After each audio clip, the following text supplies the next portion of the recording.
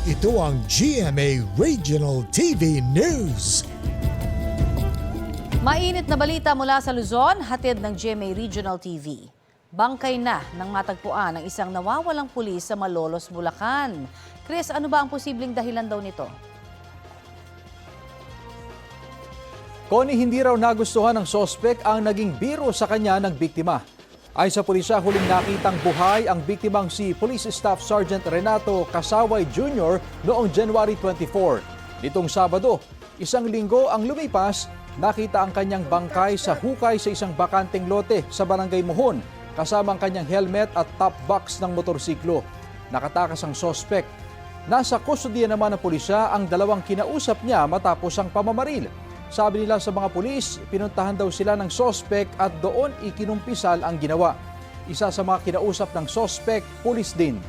Hinahanap na ang sospek maging ang 8 iba pa na sinasabing sangkot din sa krimen.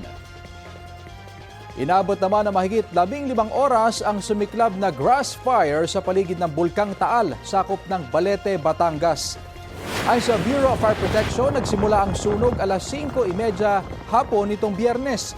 Idineklara lang itong fire out pasado alas 8:30 na umaga, kinabukasan Sabado. Walang nasaktan sa sunog.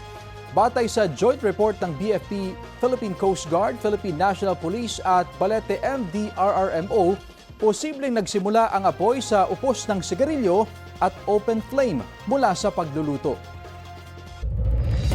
Ito ang GMA Regional TV News. May init na balita mula sa Visayas at Mindanao, hatid ng GMA Regional TV. Tinambangan ang 5 residente sa Matalam, Cotabato.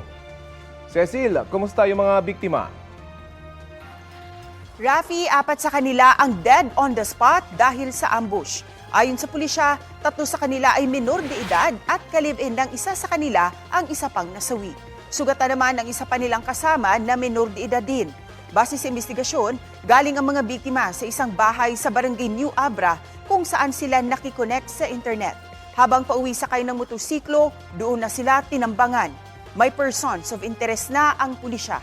Patuloy na inaalam ang motibo sa krimen. Bistado ang iligal na pustahan sa isang bilyaran sa Iloilo City. Ni-raid ng mga pulis ang bilyaran kasunod ng tip mula sa isang impormante. Na-recover sa operasyon ang mahigit 4,500 piso na bet money umano sa bilyar. Kinumpis ka rin ang mga tako at bola ng billiards. 5 ang naaresto, kabilang ang isang senior high school student. Paliwanag ng estudyante, inaya lang siyang pumusta roon. Walang pahayag ang iba pang arestado. Mahaharap sila sa reklamong paglabag sa anti-illegal gambling law.